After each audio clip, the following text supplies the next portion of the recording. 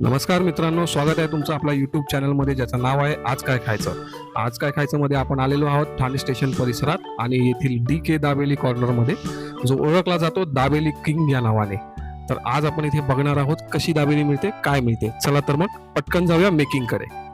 तर मित्रांनो, दादांनी आता पटापट दाबेली भरायला घेतलेली आहे. त्यामध्ये वेगवेगळ्या प्रकारच्या चटण्या त्या टाकत आहेत. त्याच्यामध्ये कांदा आणि मसाला भरलेला आहे, दाबेलीचा मसाला जो म्हणतो आपण.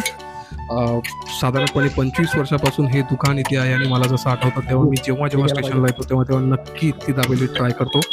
दादांना मी विचारलं तर दादांनी आपल्याला अमूल बटरची शाश्वती दिली आहे. इथे कुठल्याही प्रकारचं दुसरं डुप्लिकेट बटर किंवा मसाला वापरला जात नाही, फक्त आणि फक्त अमूल बटर वापरलं जातं. तर मित्रांनो, आपण जर संध्याकाळच्या वेळेच्या सुमारास इथे येणार असाल तर थोडा वेळ काढून या.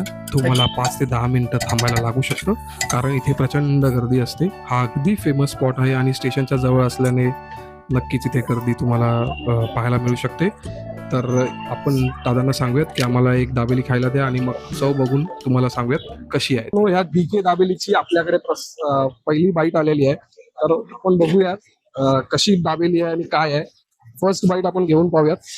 याच्यामध्ये मसाला भरलेला, तुडुंब भरलेला मसाला आहे. त्याच्यावरती बारीकशी शेव आहे, जी गुजराती शेव जी म्हणतात, नायलॉन खमंग शेव, आणि मसालेदार चणे दिसत आहेत आपल्याला. व्हीट बेस मैदा बेस तर पहिली बाईट मी घेतोय. व्हीट बेस लावायची पाहिजे मैद्याची.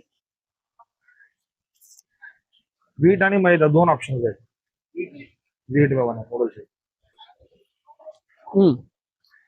आंबट, गोड आणि तिखट त्याचं कॉम्बिनेशन आहे. एक मिनिट, मी अजून एक बाईट घेऊन बघू.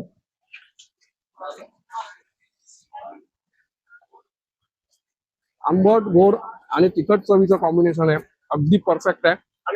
हा पाव आहे, खरपूस भाजलेला पाव आहे अमूल बटर मध्ये, त्यामुळे अमूल बटरची चव त्याला अजून कॉम्प्लिमेंट करत आहे. एक तर नक्की सांगतो, एका याच्याने तुमचं काही होणार नाहीये, एका दाबेलीमध्ये तुमचं काही होणार नाहीये. कमीत कमी 2 दाबेली तुम्ही खाऊन जा मस्त. लोकेशन तुम्हाला सांगतो, अप्रतिम चव आहे. माझ्याकडून 4.5 आउट ऑफ 5, 9 स्टार.